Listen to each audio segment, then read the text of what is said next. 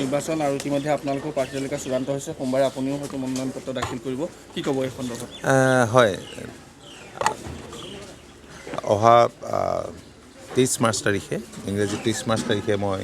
মনোনয়ন পত্ৰ দাখিল কৰিম আৰু আমাৰ অসম গণ পৰিষদৰ 26 গৰাকী প্ৰাৰ্থী আছে কালি দুই এটা সমষ্টিত মনোনয়ন পত্ৰ দাখিল কৰিলে দুই এটা সমষ্টিৰ প্ৰাৰ্থীয়ে আৰু বাকী বেছিভাগেই 23 তাৰিখে মনোনয়ন পত্ৰ দাখিল কৰিব আমি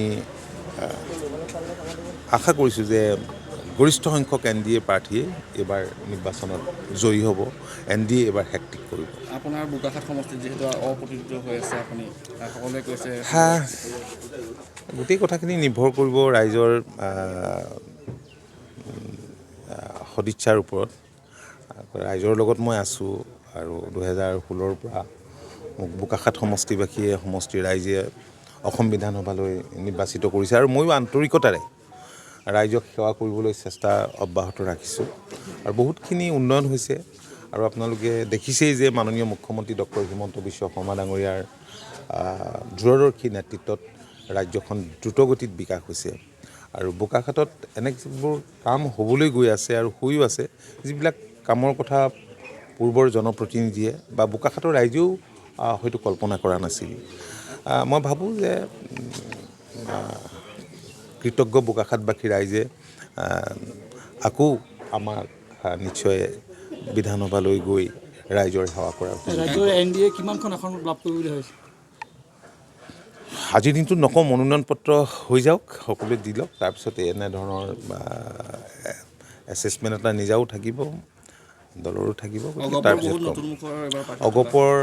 বহুত নতুন মুখ আছে এইবাৰ আৰু আপোনালোকে জানেই যে লিমিটেড ছিটৰ ভিতৰত আমি বহুতখিনি চালি জাৰি চাই প্ৰাৰ্থী দিবলৈ ইচ্ছা থাকিলেও দিয়াটো সম্ভৱ নহয় তাৰ কাৰণে অলপ বেয়াও লাগিছে আৰু কেইগৰাকীমান সতীৰ্থই প্ৰাৰ্থিত্বৰ পৰা এইবাৰ বঞ্চিত হৈছে যা কি নহওক আমি খুব ভালদৰে এবাৰ যুঁজ দিম আৰু মোৰ বিশ্বাস যে আমি বেছিভাগ ছিটতে আমি জয়লাভ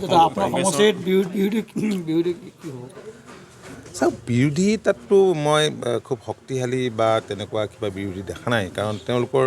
স্থিতি অতি দুৰ্বল কাৰণ মোৰো এটা পৰ্যবেক্ষণ আছে নিজাববীয়া এছেছমেণ্টটো আমি কৰিছিলোঁ কাৰণ বিৰোধী বুলিলেতো কংগ্ৰেছ আৰু অন্যটো তেনেকুৱা নাই আৰু কংগ্ৰেছৰ যিখিনি কাম কাজ কংগ্ৰেছৰ শাসনৰ সময়ছোৱাত যি তিক্ততা পাইছিল বোকাখাটবাসীয়ে গতিকে তেনে পৰিৱেশটো এতিয়া নাই পৰিৱেশ সুন্দৰ শান্তি আছে ডেভেলপমেণ্ট হৈছে ৰাইজক এইবিলাকেই লাগে মুখ্যমন্ত্ৰী আহিব নেকি আপোনাৰ মুখ্যমন্ত্ৰী ডাঙৰীয়া অহাৰ কথা যিহেতুকে কংগ্ৰেছৰ পৰা কেইবাগৰাকীও নেতা ৰিজাইন দিছে অগপৰ সৈতে কিবা যোগাযোগ চলিছে নেকি চাওক এতিয়া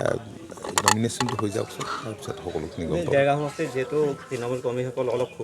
ক্ষোভিত হৈছে যিহেতু যিজন বিধায়ক আছে তেখেতে টিকটৰ পৰা বঞ্চিত হোৱাৰ বাবে হয় এনেকুৱাটো হয় তেওঁ দীৰ্ঘদিন ধৰি বিধায়ক আছে কিন্তু এইবাৰ সমষ্টিটোৰ আকাৰ অৱশ্যে সলনি হৈছে পূৰ্বৰ ডেৰগাঁও সমষ্টি এইবাৰ নাই তথাপি তৃণমূল কৰ্মীসকলৰ আৱেগ অনুভূতিক আমি সন্মান জনাবই লাগিব সন্মান জনাম আমি কথা বতৰা পাতিছোঁ কৰ্মীসকলৰ লগত মই ভাবোঁ যে ঠিক হৈ যাব এইখিনি লাহে লাহে ঠিক আছে